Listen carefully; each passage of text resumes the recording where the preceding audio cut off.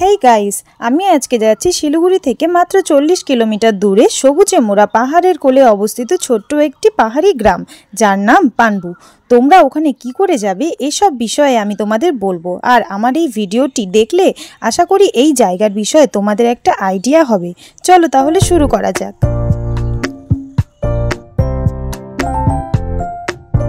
Hello guys, welcome back to my channel. তোমরা সবাই কেমন আছো? আশা করি তোমরা সবাই খুব ভালো আছো, আমিও খুব ভালো আছি। তো আগেই তোমাদের আমি বলেছিলাম যে আজকে আমরা বেরিয়ে পড়ছিলাম পাহাড় ঘুরতে। তো বেরোনোর জন্য দেখো আমি এত এক্সাইটেড ছিলাম যে আমি আমার হেলমেটটা নিতেই ভুলে গেছিলাম। অর্ধেক রাস্তায় পৌঁছে আমার মনে পড়েছে যে আমি হেলমেটটা নেইনি। তারপর বাড়ি গিয়ে আবার হেলমেটটা নিয়ে আবার আমরা বেরোলাম।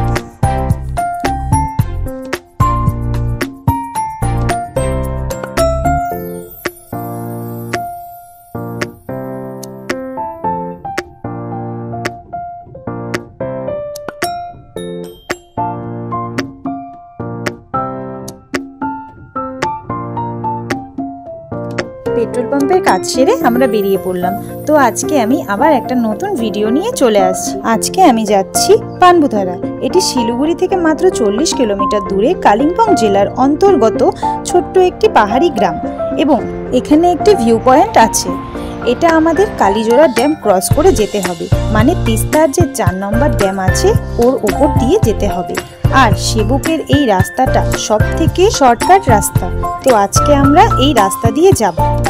ভিডিওতে আমি কিছু মেন মোড় দেখিয়ে দেব, যাতে তোমাদের পরবর্তীকালে যেতে কোনো অসুবিধা না হয়। তো চলো তাহলে যাওয়া যাক।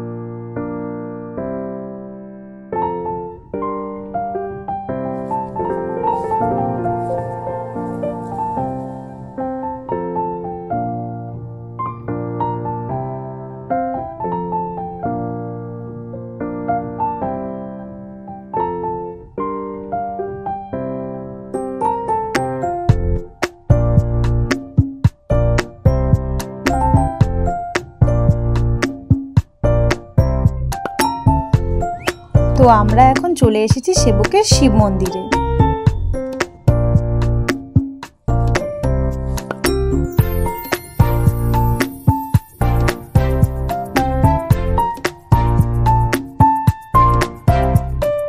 আর এটা বিখ্যাত সেবকেশ্বরী কালী মন্দির। এটা আমাদের সকলের প্রিয় মায়ের মন্দির। তোমরা যদি সেবকে ঘুরতে আসো তাহলে মায়ের দর্শনের পাশাপাশি শিব মন্দিরেও যেতে ভুলবেন না।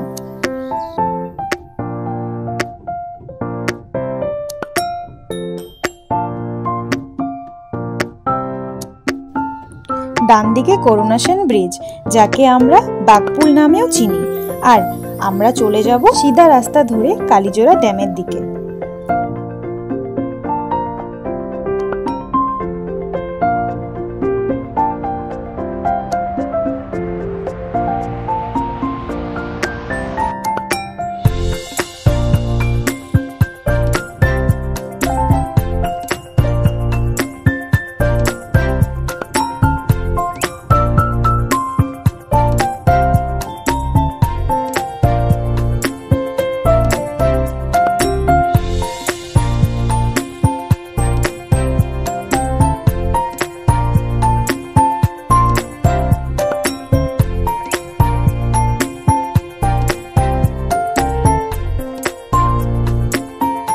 গাইস, এটা ভালো করে দেখে নাও।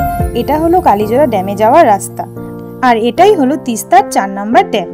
আমাদের এই রাস্তা দিয়ে যেতে হবে। গাইস, ভেতরে ফটো বা ভিডিও করা বারণ আছে, তাই ভেতরের কোনো ভিডিও করতে পারছি না। ড্যামটা পার হয়ে আবার ফিরে আসছি। এখান থেকে রাস্তাটা সোজা উপরের দিকে উঠে গেছে। রাস্তাটা খুবই স্টিপ এবং আঁকাবাঁকা। পানবু পর্যন্ত রাস্তাটা এরকমই পাবেন।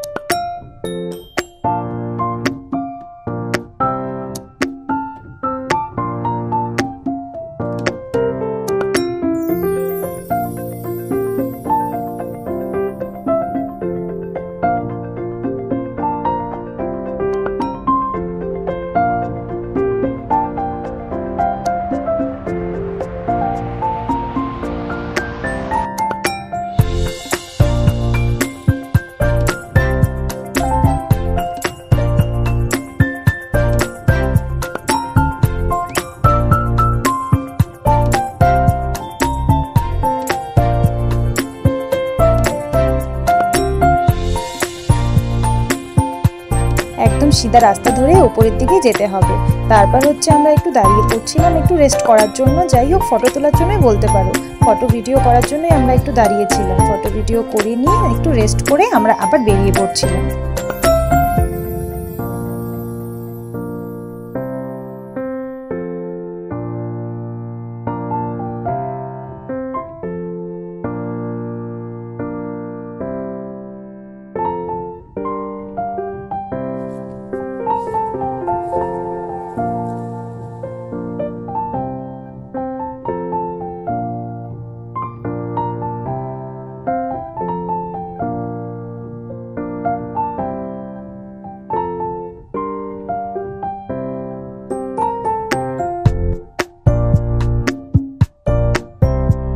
গাইস আমরা চলে এসেছি পানপুর। এটা পানপুর গেট, এখান থেকে পানপুর গ্রামটি শুরু হচ্ছে। আমরা প্রায় চলেই যাচ্ছিলাম, তারপর আমাদের দাঁড় করিয়ে বলছে নাকি গাড়ির আবার টিকিট কাটতে হবে।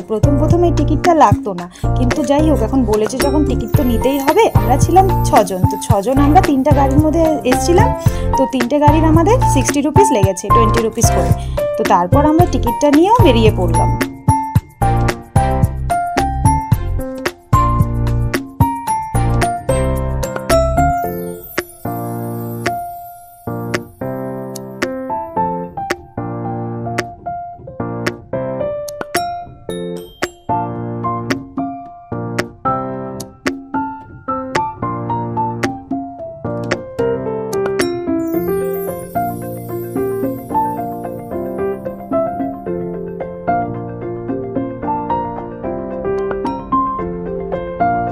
অসাধারণ সুন্দর একটি গ্রাম পানপুর। গাইস আমরা যখন শিলিগুড়ি থেকে বেরিয়েছিলাম তখন রোদের তাপ এতটাই ছিল আমি ঠিকমতো ভিডিও করতেই পারছিলাম না, কিন্তু এখানে এসে আবহাওয়া দেখে মনে হচ্ছে কেউ যেন এসি চালিয়ে দিয়েছে।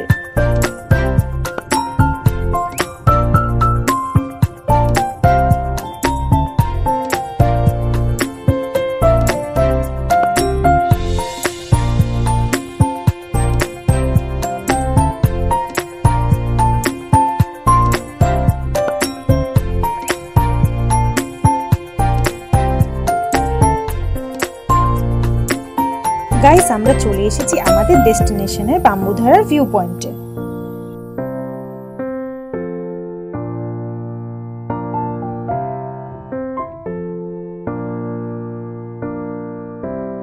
গাইস আমরা এসেই আগে আমাদের গাড়িগুলো ভালোভাবে পার্কিং করে নিলাম, তারপর আমরা পার্কিং করার পর ভেতরের দিকে এগিয়েছিলাম।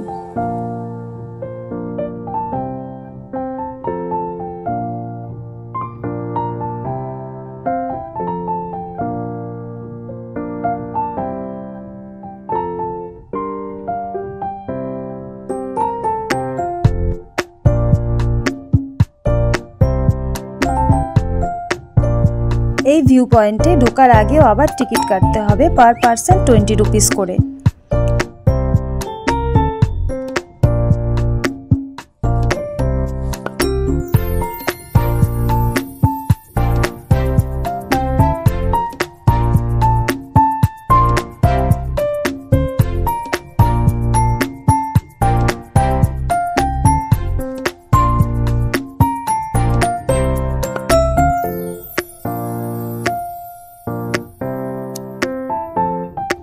গাইস এই ভিউ পয়েন্ট থেকে তোমরা যেমন একদিকে কাঞ্চনজঙ্ঘা পর্বতশৃঙ্গ, অপরদিকে বিস্তীর্ণভাবে ছড়ানো ডুয়ার্সের বনাঞ্চল এবং তারই মাঝখান থেকে বয়ে চলেছে রূপসী তিস্তা।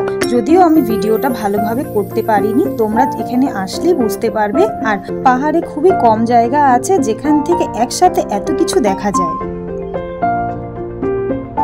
সেই কারণে একে 360 ডিগ্রির ভিউ পয়েন্টও বলা হয়ে থাকে। আমরা ভেতরে ঢুকে ফটো তোলা ভিডিও করা শুরু করে দিয়েছিলাম। এত সুন্দর ভিউ দেখে আমি আর থাকতে পারছিলাম না। আমরা সবাই মিলে যে গিয়েছিলাম সবাই মিলে ফটো তোলা ভিডিও করা, বসে একটু আড্ডা দেওয়াই শুরু করছিলাম। প্রায় অনেকক্ষণ বসে আমরা এই ভিউটাকে ফিল করছিলাম, আমাদের খুব ভালো লাগছিল। আশা করি যারা পাহাড় প্রেমী, যাদের পাহাড় পছন্দ, তাদের খুবই ভালো লাগবে এই জায়গাটা।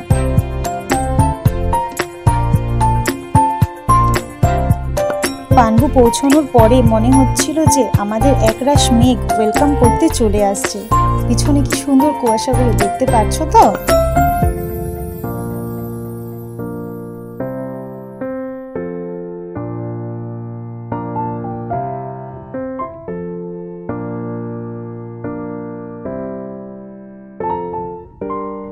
আমরা জায়গাটি পুরো ঘুরে নিয়ে ফটো তুলে ভিডিও করে আবার বেরিয়ে পড়লাম বাড়ির দিকে। হ্যাঁ, তার আগে আমরা অবশ্য একটু টিফিন করেছি। এই যে সাইডে যে দোকানগুলো দেখছো সেখানেই তোমরা পেয়ে যাবে।